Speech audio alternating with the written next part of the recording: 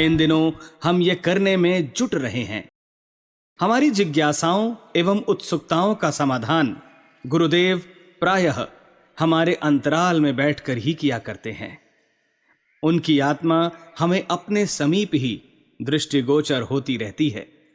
आश्र ग्रंथों के अनुवाद से लेकर प्रज्ञा पुराण की संरचना तक जिस प्रकार लेखन प्रयोजन में उनका मार्गदर्शन अध्यापक और विद्यार्थी जैसा रहा है, हमारी वाणी भी उन्हीं के सिखावन को दोहराती रही है। घोड़ा जिस प्रकार सवार के संकेतों पर दिशा और चाल बदलता रहता है, वही प्रक्रिया हमारे साथ भी कार्यान्वित होती रही है। बैटरी चार्ज करने के लिए जब हिमालय बुलाते हैं, तब भी वे कुछ विशेष कहते नहीं। सेनेटोरियम में जिस प्रकार किसी दुर्बल का स्वास्थ्य सुधर जाता है, वही उपलब्धियां हमें हिमालय जाने पर हस्तगत होती हैं। वार्तालाप का प्रयोग अनेक प्रसंगों में होता रहता है। इस बार सूक्ष्मीकरण की प्रक्रिया और साधना विधि तो ठीक तरह समझ में आ गई, और जिस प्रकार कुंती ने अपने शरीर में से देव संतानें जन्मी थीं, ठीक उसी प्रकार अपनी काया में विद्यमान 5 कोशों अनन्नमय, मनोमय, प्राणमय, विज्ञानमय और आनंदमय को 5 वीरभद्रों के रूप में विकसित करना पड़ेगा। इसकी साधना विधि भी समझ में आ गई। जब तक वे 5 पूर्ण समर्थ ना हो जाएं, तब तक वर्तमान स्थूल शरीर को उनके घोंसले की तरह बनाए रहने का भी आदेश है, और अपनी दृश्य स्थूल जिम्मेदारियां दूसरों को हस्तांतरित करने की दृष्टि से अभी शांति कुंज ही रहने का निर्देश है। ये सब स्पष्ट हो गया। सावित्री साधना का विधान भी उनका निर्देश मिलते ही इस निमित्त आरंभ कर दिया। अब एक प्रश्न ये रहा कि 5 वीरभद्रों को काम क्या सौंपना पड़ेगा और किस प्रकार वे क्या करेंगे। उसका उत्तर भी अधिक जिज्ञासा रहने के कारण अब मिल गया। इससे निश्चिंतता भी हुई और प्रसन्नता भी। संसार में आज भी ऐसी कितनी प्रतिभाएं हैं जो दिशा पलट जाने पर अभी जो कर रही हैं, उसकी तुलना में अत्यंत महत्वपूर्ण कार्य करने लगेंगी। उल्टे को उलटकर सीधा करने के लिए जिस प्रचंड शक्ति की आवश्यकता होती है, उसी को हमारे अंग अंग वीरभद्र करने लगेंगे। प्रतिभाओं की सोचने की यदि दिशा बदली जा सके, तो उनका परिवर्तन चमत्कारी जैसा हो सकता है। नारद ने पार्वती, ध्रुव, प्रहलाद, वाल्मीकि, सावित्री आदि की जीवन दिशा बदली, तो वे जिन परिस्थितियों में रह रहे थे, उसे लात मारकर दूसरी दिशा में चल पड़े और संसार के लिए एक अनुकरणीय उदाहरण बन गए। भगवान बुद्ध ने आनंद, कुमार जीव, अंगुलीमाल, अम्बपाली, अशोक, हर्षवर्धन, संघमित्रा आदि का मन बदल दिया, तो वे जो कुछ कर रहे थे उसका ठीक उल्टा करने लगे और विश्व विख्यात हो गए। विश्वामित्र ने हरिश्चंद्र को एक मामूली राजा नहीं रहने दिया, वरन इतना वरेण्य बना दिया कि उनकी लीला अभिनय देखने मात्र से गांधी जी विश्व वंद्य हो गए। महाकृपण भामाशाह को संत विठोबा ने अंतः प्रेरणा दी और उनका सारा धन महाराणा प्रताप के लिए उगलवा लिया। आद्य शंकराचार्य की प्रेरणा से मानधाता ने 4 धामों के मठ बना दिए। अहिल्याबाई को एक संत ने प्रेरणा देकर कितने ही मंदिरों, घाटों का जीर्णोद्धार करा लिया और दुर्गम स्थानों पर नए देवालय बनाने के संकल्प को पूर्ण कर दिखाने के लिए सहमत कर लिया। समर्थ गुरु रामदास ने शिवाजी को वो काम करने की अंतः प्रेरणा दी जिसे वो अपनी इच्छा से कदाचित ही कर पाते। रामकृष्ण परमहंस ही थे जिन्होंने नरेंद्र के पीछे पड़कर उसे विवेकानंद बना दिया। राजा गोपीचंद का मन वैराग्य में लगा देने का श्रेय संत भृतहरि को था। ऐसे उदाहरण से इतिहास भरा पड़ा है, जिनमें कितनी ही प्रतिभाओं को किन्हीं मनस्वी आत्मवेत्ताओं ने बदलकर कुछ से कुछ बना दिया उनकी अनुकंपा ना हुई होती तो वो जीवन भर अपने पुराने ढर्रे पर लुढ़कते रहते, जिस पर कि उनका परिवार चल रहा था। हमारी अपनी बात भी ठीक ऐसी ही है। यदि गुरुदेव ने उलट न दिया होता तो हम अपने पारिवारिक जनों की तरह पौरोहित्य का धंधा कर रहे होते या किसी और काम में लगे रहते, उस स्थान पर पहुंच ही नहीं पाते जिस पर कि हम अब पहुंच गए हैं। इन दिनों युग परिवर्तन के लिए कई प्रकार की प्रतिभाएं चाहिए। विद्वानों की आवश्यकता है जो लोगों को अपने तर्क प्रमाणों से सोचने की नई पद्धति प्रदान कर सकें। कलाकारों की आवश्यकता है जो चैतन्य महाप्रभु, मीरा, सूर, कबीर की भावनाओं को इस प्रकार लहरा सकें जैसे सपेरा सांप को लहराता है। धनवानों की जरूरत है जो अपने पैसे को विलास में खर्च करने की अपेक्षा सम्राट अशोक की तरह अपना सर्वस्व समय की आवश्यकता पूरी करने के लिए लुटा सकें। राजनीतिज्ञों की जरूरत है जो गांधी, रूसो और कार्ल मार्क्स, लेनिन की तरह अपने संपर्क से प्रजाजनों को ऐसे मार्ग पर चला सकें जिसकी पहले कभी भी आशा नहीं की गई थी। भावनाशील का क्या कहना। संत सज्जनों ने न जाने कितनों को अपने संपर्क से लोहे जैसे लोगों को पारस की भूमिका निभाते हुए कुछ से कुछ बना दिया।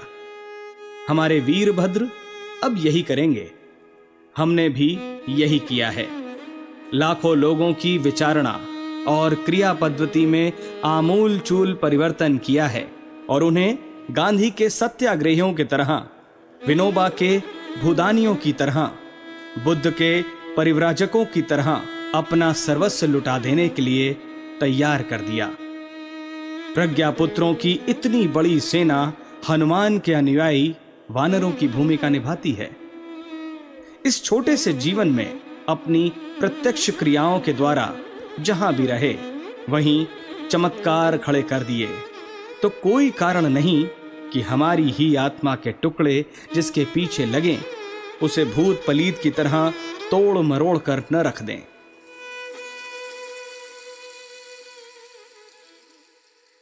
अगले दिनों अनेक दुष्प्रवृत्तियों के उन्मूलन की आवश्यकता पड़ेगी। उसके लिए ऐसे गांडीवधारियों की जो अर्जुन की तरह कौरवों की अक्षौहिणी सेना को धराशाही कर दे आवश्यकता पड़ेगी।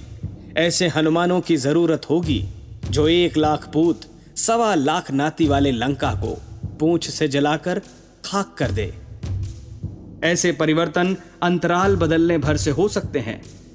अमेरिका के अब्राहम लिंकन और जॉर्ज वॉशिंगटन बहुत गई गुजरी हैसियत के परिवारों में जन्मे थे, पर वे अपने जीवन प्रवाह को पलटकर अमेरिका के राष्ट्रपति बन गए।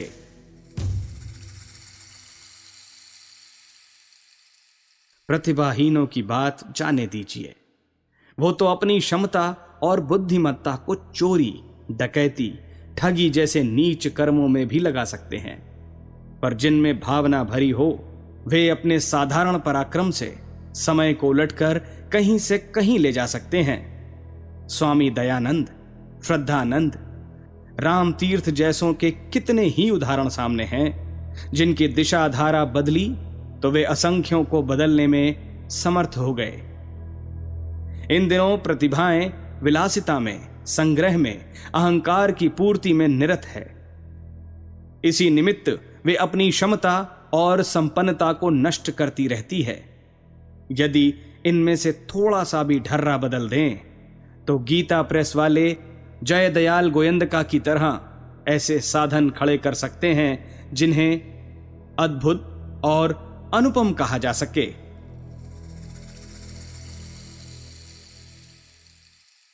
कौन प्रतिभा किस प्रकार बदली जानी है और उससे क्या काम लिया जाना है, यही निर्धारण उच्च भूमिका से होता रहेगा। अभी जो लोग विश्व युद्ध छेड़ने और संसार को तहस नहस कर देने की बात सोचते हैं, उनके दिमाग बदलेंगे तो विनाश प्रयोजनों में लगने वाली बुद्धि, शक्ति और संपदा को विकास प्रयोजनों की दिशा में मोड़ देंगे। इतने भर से परिस्थितियां बदलकर कहीं से कहीं चली जाएंगी।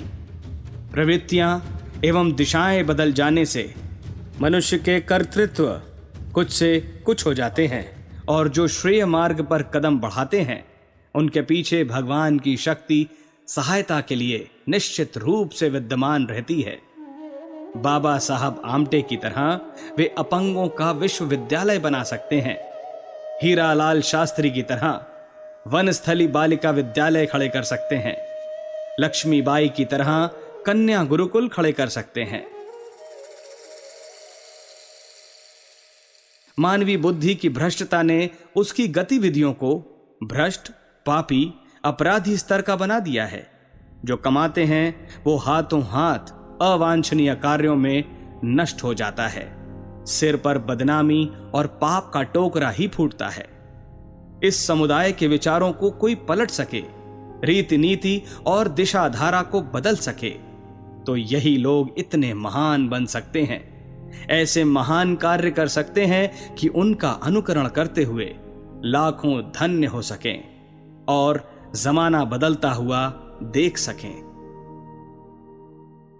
इन दिनों हमारी जो सावित्री साधना चल रही है उसके माध्यम से जो अदृश्य महाबली उत्पन्न किए जा रहे हैं वे चुपके चुपके असंख्य अंतःकरणों में घुसेंगे, उनकी अनीति को छुड़ाकर मानेंगे और ऐसे मणि माणिक्य छोड़कर आएंगे जिससे वे स्वयं धन्य बन सकें और युग परिवर्तन जो अभी कठिन दिखता है कल सरल बना सकें।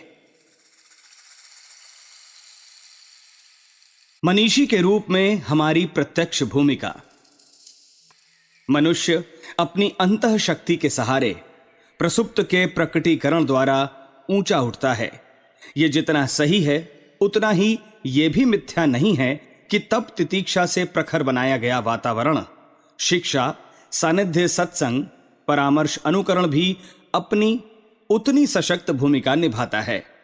देखा जाता है कि किसी समुदाय में नितांत साधारण श्रेणी के सीमित सामर्थ्य संपन्न व्यक्ति एक प्रचंड प्रवाह के सहारे असंभव पुरुषार्थ भी संभव कर दिखाते हैं।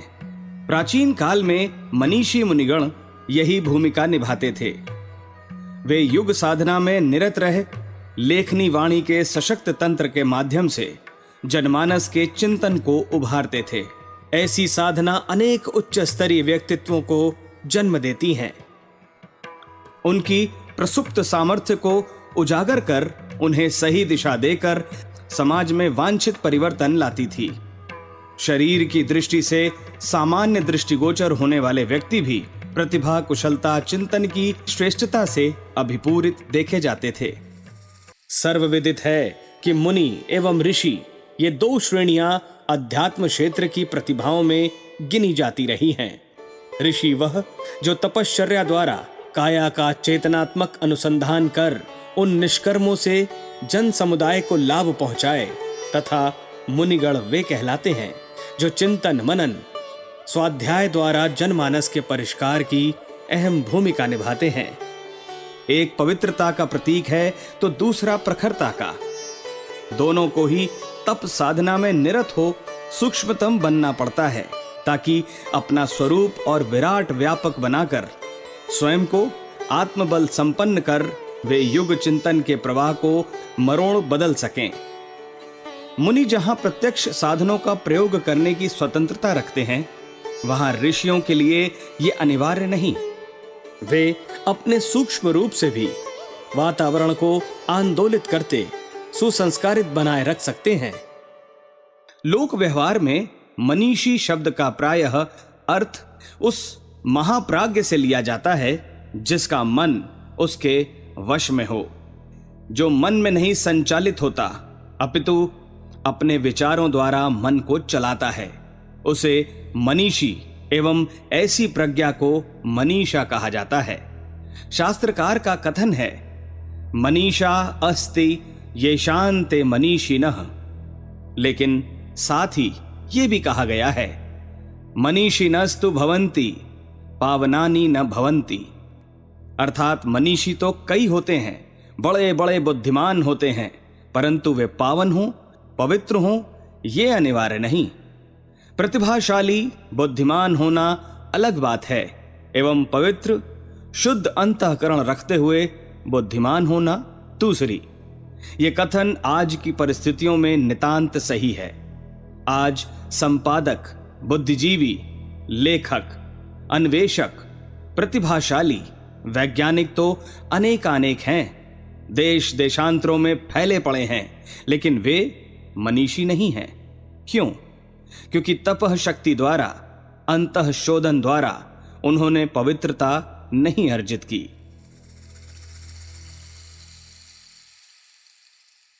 साहित्य की आज कहां कमी है? जितनी पत्र पत्रिकाएं आज प्रकाशित होती हैं, जितना साहित्य नित्य विश्व भर में छपता है, उस पहाड़ के समान सामग्री को देखते हुए लगता है वास्तव में मनीषी बड़े हैं, पढ़ने वाले भी बड़े हैं, लेकिन इस सब का प्रभाव क्यों नहीं पड़ता? क्यों एक लेखक की कलम कुत्सा भड़काने में ही निरत रहती है एवं उस साहित्य को पढ़कर तुष्टि पाने वालों की संख्या बढ़ती है? इसके कारण ढूंढे जाएं तो वहीं आना होगा जहां कहा गया था, पावनानि न भवन्ति। यदि इतनी मात्रा में उच्च स्तरीय चिंतन को उत्कृष्ट बनाने वाला साहित्य रचा गया होता एवं उसकी भूख बढ़ाने का मादा जन समुदाय के मन में पैदा किया गया होता, तो क्या ये विकृतियां नजर आती जो आज समाज में विद्यमान है? दैनंदिन जीवन की समस्याओं का समाधान यदि संभव है तो वह युग मनीषा के हाथों ही होगा। जैसा कि हम पूर्व में भी कह चुके हैं कि नवयुग यदि आएगा तो विचार शोधन द्वारा ही। क्रांति होगी तो वो लहू और लोहे से नहीं, विचारों की विचारों से काट द्वारा होगी। समाज का नव निर्माण होगा तो वह सद्विचारों की प्रतिष्ठापना द्वारा ही संभव होगा। अभी तक जितनी मलिनता समाज में प्रविष्ट हुई है वो बुद्धिमानों के माध्यम से ही हुई है। द्वेष, कलह, नस्लवाद, व्यापक नरसंहार जैसे कार्यों में बुद्धिमानों ने ही अग्रणी भूमिका निभाई है। यदि वे सन्मार्गगामी होते, उनके अंतःकरण पवित्र होते, तप ऊर्जा का संबल उन्हें मिला होता, तो उन्होंने विध्यात्मक विज्ञान प्रवाह को जन्म दिया होता, सत्य साहित्य रचा होता, ऐसे आंदोलन चलाए होते। हिटलर ने जब नीत्शे के सुपरमैन रूपी अधिनायक को अपने में साकार करने की इच्छा की तो सर्वप्रथम सारे राष्ट्र के विचार प्रवाह को उस दिशा में मोड़ा। अध्यापक वैज्ञानिक वर्ग नाजीवाद का कट्टर समर्थक बना तो उसकी उस निषेधात्मक विचार साधना द्वारा जो उसने मीन केफ के रूप में आरोपित की, बाद में सारे राष्ट्र के पाठ्यक्रम, अखबारों की धारा का रुख उसने उस दिशा में मोड़ दिया जैसा कि वो चाहता था। जर्मन राष्ट्र नस्लवाद के अहम में सर्वश्रेष्ठ जाति का प्रतीक होने के गर्वोन्माद में उन्मत्त हो व्यापक नरसंहार कर स्वयं ध्वस्त हो गया। ये भी मनीषा के एक मोड़ की परिणति है। ऐसे मोड़ की जो सही दिशा में होता तो ऐसे समर्थ संपन्न राष्ट्र को कहां से कहां ले जाता।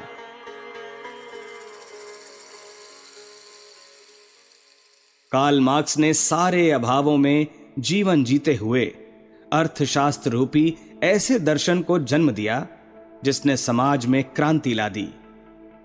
पूंजीवादी किले ढहते चले गए एवं साम्राज्यवाद 2/3 धरती से समाप्त हो गया।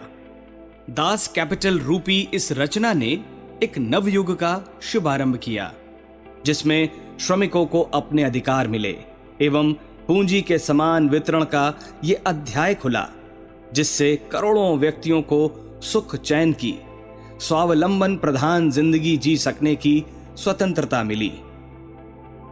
रूसों ने जिस प्रजातंत्र की नींव डाली थी, उपनिवेशवाद एवं साम्राज्यवाद के पक्षधर शोषकों की रीति नीति ही उसकी प्रेरणा स्रोत होगी।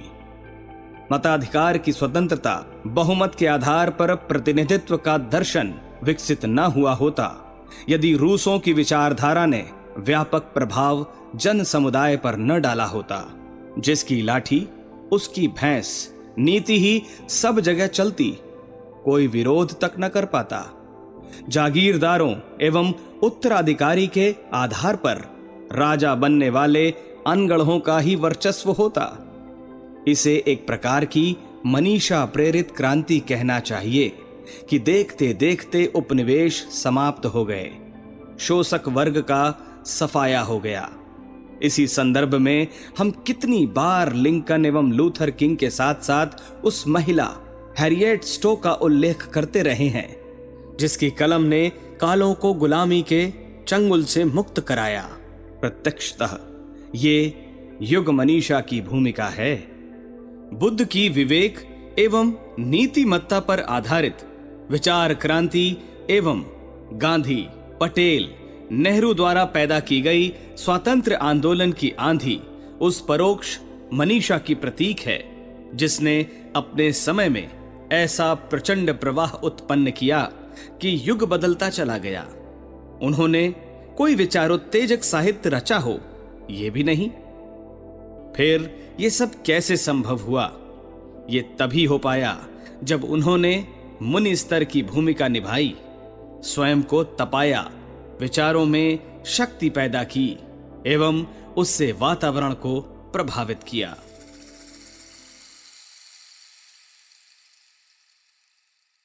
वैभव और विनाश के झूले में झूल रही मानव जाति को उबारने के लिए आस्थाओं के मर्म स्थल तक पहुंचना होगा और मानवीय गरिमा को उभारने, दूरदर्शी विवेकशीलता को जगाने वाला प्रचंड पुरुषार्थ करना होगा। साधन इस कार्य में कोई योगदान दे सकते हैं, यह सोचना भ्रांतिपूर्ण है। दुर्बल आस्था अंतराल को तत्वदर्शन और साधना प्रयोग के उर्वरक की आवश्यकता है। अध्यात्मवेत्ता इस मरुस्थल की देखभाल करने की जिम्मेदारी अपने ऊपर लेते वह समय समय पर संव्याप्त भ्रांतियों से मानवता को उबारते हैं। अध्यात्म की शक्ति विज्ञान से भी बड़ी है। अध्यात्म ही व्यक्ति के अंतराल में विकृतियों के माहौल से लड़ सकने, निरस्त कर पाने में सक्षम तत्वों की प्रतिष्ठापना कर पाता है। हमने व्यक्तित्वों में पवित्रता व प्रखरता का समावेश करने के लिए मनीषा को ही अपना माध्यम बनाया एवं उज्जवल भविष्य का सपना देखा है। हमने अपने भावी जीवन क्रम के लिए जो महत्वपूर्ण निर्धारण किए हैं, उनमें सर्वोपरि है लोक चिंतन को सही दिशा देने हेतु एक ऐसा विचार प्रवाह खड़ा करना जो किसी भी स्थिति में अवांछनीयताओं को टिकने ही न दे। आज जन समुदाय के मन मस्तिष्क में जो दुर्गति घुस पड़ी है, उसी की परिणति ऐसी परिस्थितियों के रूप में नजर आती है जिन्हें जटिल, भयावह समझा जा रहा है। ऐसे वातावरण को बदलने के लिए व्यास की तरह, बुद्ध, गांधी, कार्ल मार्क्स की तरह, मार्टिन लूथर, अरविंद, महर्षि रमण की तरह भूमिका निभाने वाले मुनि व ऋषि के युग्म की आवश्यकता है, जो प्रत्यक्ष एवं परोक्ष प्रयासों द्वारा विचार क्रांति का प्रयोजन पूरा कर सकें। यह पुरुषार्थ अंतः क्षेत्र की प्रचंड तप साधना द्वारा ही संभव हो सकता है। इसका प्रत्यक्ष रूप युग मनीषा का हो सकता है, जो शक्ति द्वारा उत्कृष्ट स्तर का साहित्य रच सके, जिसे युगांतरकारी कहा जा सकता है। अखंड ज्योति के माध्यम से जो संकल्प हमने आज से लगभग 70 वर्ष पूर्व लिया था, उसे अनवरत निभाते रहने का हमारा नैतिक दायित्व है। युग ऋषि की भूमिका अपने परोक्ष रूप में निभाते हुए उन अनुसंधानों की पृष्ठभूमि बनाने का हमारा मन था, जो वैज्ञानिक अध्यात्म का प्रत्यक्ष रूप इस तर्क, तथ्य, प्रमाणों को आधार मानने वाले समुदाय के समक्ष रख सके। आज चल रहे वैज्ञानिक अनुसंधान यदि उनसे कुछ दिशा लेकर सही मार्ग पर चल सकें, तो हमारा प्रयास सफल माना जाएगा। आत्मानुसंधान के लिए अन्वेषण कार्य किस प्रकार चलना चाहिए?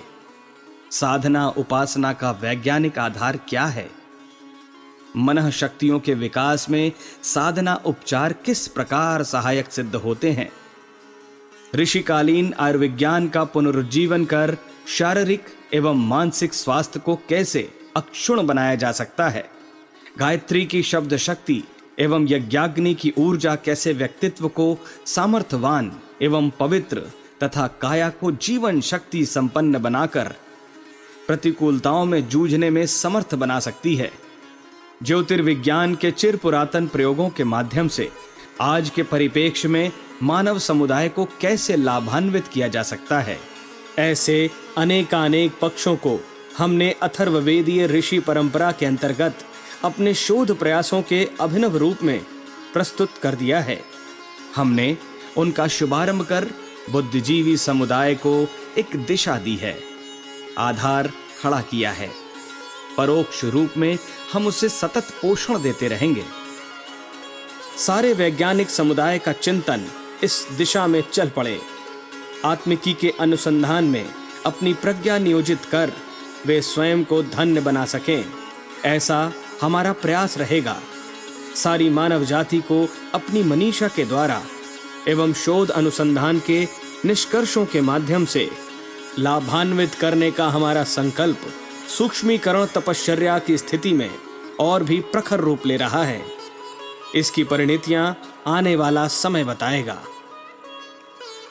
विनाश नहीं, सृजन हमारा भविष्य कथन।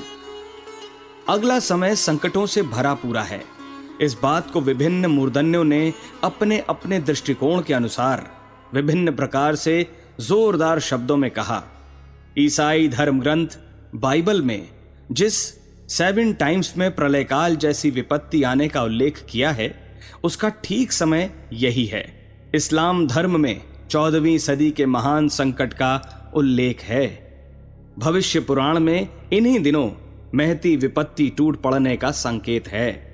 सिखों के गुरु ग्रंथ साहिब में भी ऐसी ही अनेक भविष्यवाणियां हैं। कवि सूरदास ने इन्हीं दिनों विपत्ति आने का इशारा किया था। मिस्र के पिरामिडों में ऐसे ही शिलालेख पाए गए हैं। अनेक भारतीय भविष्यवक्ताओं ने इन दिनों भयंकर उथल पुथल के कारण अध्यात्म आधार पर और दृश्य गणित ज्योतिषी के सहारे ऐसी ही संभावनाएं व्यक्त की हैं। पाश्चात्य देशों में जिन भविष्यवक्ताओं की धाक है और जिनकी भविष्यवाणियां 99% सही निकलती रही हैं, उनमें Jeane Dixon, professor Harar, Anderson, John Bavery, Cheiro, Arthur Clarke, Nostradamus, Mother Shipton, Anandacharya आदि ने इस समय के संबंध में जो संभावनाएं व्यक्त की हैं वे भयावह हैं। कोरिया में पिछले दिनों समस्त संसार के दिवज्ञों का एक सम्मेलन हुआ था। उसमें भी डरावनी संभावनाओं की ही आगाही व्यक्त की गई थी। टोरंटो कनाडा में संसार भर के भविष्य विज्ञान विशेषज्ञों, फ्यूचरोलॉजिस्टों का एक सम्मेलन हुआ था, जिसमें वर्तमान परिस्थितियों का पर्यवेक्षण करते हुए कहा गया था कि बुरे दिन अति समीप आ गए हैं। ग्रह नक्षत्रों के पृथ्वी पर पड़ने वाले प्रभाव को समझने वालों ने इन दिनों सूर्य पर बढ़ते धब्बों और लगातार पड़ने वाले सूर्य ग्रहणों को धरती निवासियों के लिए हानिकारक बताया है। इन दिनों सन 1984 के प्रारंभ में उदय हुई हेली धूमकेतु की विषैली गैसों का परिणाम पृथ्वीवासियों के लिए हानिकारक बताया गया है।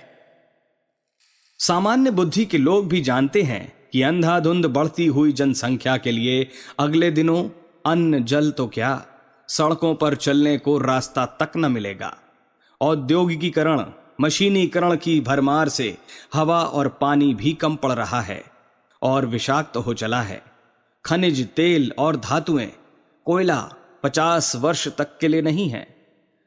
अणु परीक्षणों से उत्पन्न विकिरण से अगली पीढ़ी और वर्तमान जन समुदाय को कैंसर जैसे भयानक रोगों की भरमार होने का भय है।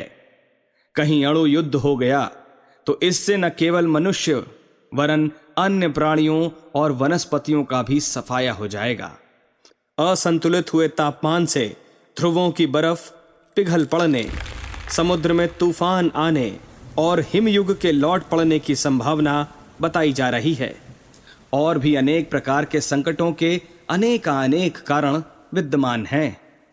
इस संदर्भ में साहित्य इकट्ठा करना हो तो उनसे ऐसी संभावनाएं सुनिश्चित दिखाई पड़ती हैं जिनके कारण इन वर्षों में भयानक उथल पुथल हो। सन 2000 में युग परिवर्तन की घोषणा है। ऐसे समय में भी विकास से पूर्व विनाश की, ढलाई से पूर्व गलाई की संभावना का अनुमान लगाया जा सकता है। किसी भी पहलू से विचार किया जाए, प्रत्यक्षदर्शी और भावनाशील मनीषी भविष्यवक्ता इन दिनों विश्व संकट को अधिकाधिक गहरा होता देखते हैं। पत्रकारों और राजनीतिज्ञों के क्षेत्र में इस बार एक अत्यधिक चिंता ये संव्याप्त है कि इन दिनों जैसा संकट मनुष्य जाति के सामने है, वैसा मानवीय उत्पत्ति के समय से कभी भी नहीं आया। शांति परिषद आदि अनेक संस्थाएं इस बात के लिए प्रयत्नशील हैं कि महाविनाश का जो संकट सिर पर छाया हुआ है वो किसी प्रकार टले।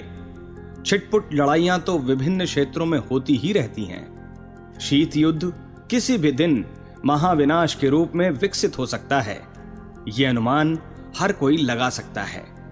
भूतकाल में भी देवासुर संग्राम होते रहे हैं, पर जन जीवन के सर्वनाश की प्रत्यक्ष संभावना का सर्वसम्मत ऐसा अवसर इससे पूर्व कभी नहीं आया। इन संकटों को ऋषिकल्प सूक्ष्मधारी आत्माएं भली प्रकार देख और समझ रही हैं। ऐसे अवसर में वे मौन नहीं रह सकती। ऋषियों के तप स्वर्ग मुक्ति एवं सिद्धि प्राप्त करने के लिए नहीं होते। ये उपलब्धियां आध्यात्मिक जीवन में प्रवेश करने वाले स्थूल शरीरधारी भी प्राप्त कर लेते हैं। ये महामानवों को प्राप्त होने वाली विभूतियां हैं। ऋषियों को भगवान का कार्य संभालना पड़ता है और वे उसी प्रयास को लक्ष्य मानकर संलग्न रहते हैं। हमारे ऊपर जिन ऋषि का दैवी सत्ता का अनुग्रह है, उन्होंने सभी कार्य लोक मंगल के निमित्त कराए हैं। आरंभिक 24 महापुरुष ऋण भी इसी निमित्त कराए हैं कि आत्मिक समर्थता इस स्तर की प्राप्त हो सके जिसके सहारे लोक कल्याण के अति महत्वपूर्ण कार्यों को संपन्न करने में कठिनाई न पड़े। विश्व के ऊपर छाए हुए संकटों को टालने के लिए उन्हें चिंता है। चिंता ही नहीं, प्रयास भी किए हैं। इन्हीं प्रयासों में एक हमारे व्यक्तित्व को पवित्रता और प्रखरता से भर देना भी है।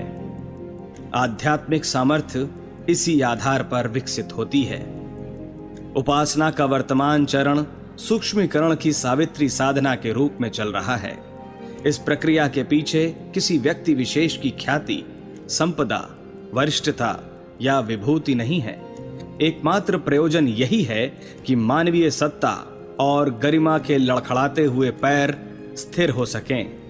5 वीरभद्रों के कंधों पर वे अपना उद्देश्य लादकर उसे संपन्न भी कर सकते हैं। हनुमान के कंधों पर राम लक्ष्मण दोनों बैठे फिरते थे। ये श्रेष्ठता प्रदान करना भर है। इसे माध्यम का चयन कह सकते हैं। एक गांडीव धनुष के आधार पर किस प्रकार इतना विशाल काय महाभारत लड़ा जा सकता है, पर भगवान की जो इच्छा होती है वो तो किसी न किसी प्रकार पूरी होकर रहती है।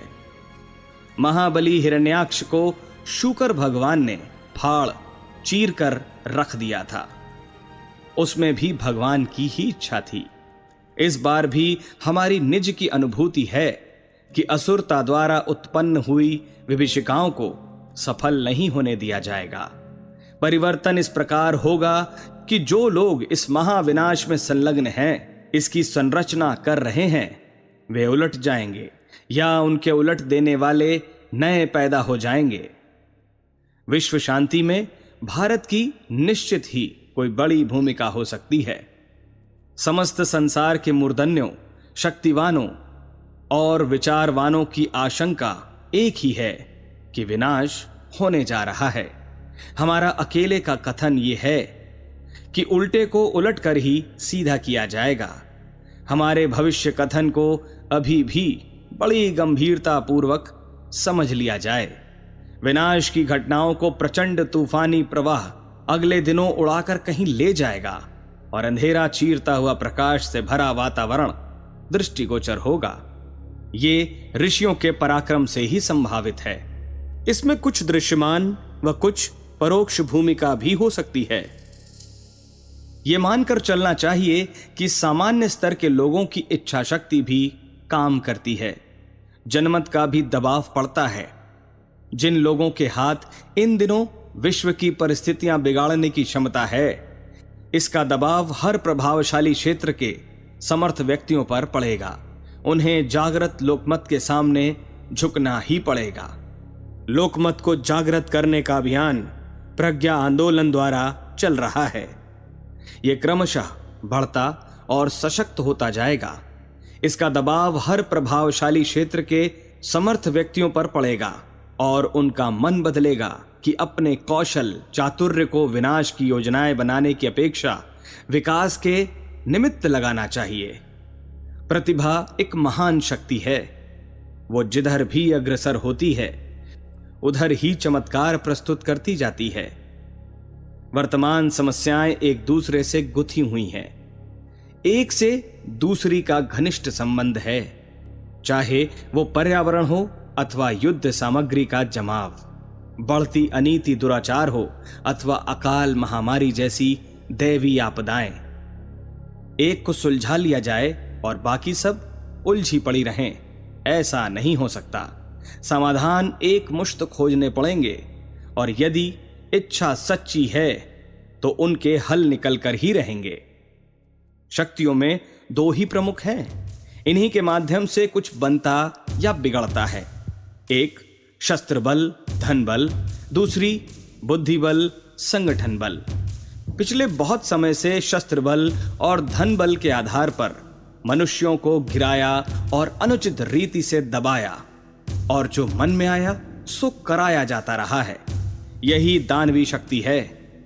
अगले दिनों दैवी शक्ति को आगे आना है और बुद्धि बल तथा संगठन बल का प्रभाव अनुभव कराना है। सही दिशा में चलने पर यह दैवी सामर्थ्य क्या कुछ दिखा सकती है, इसकी अनुभूति सबको करानी है।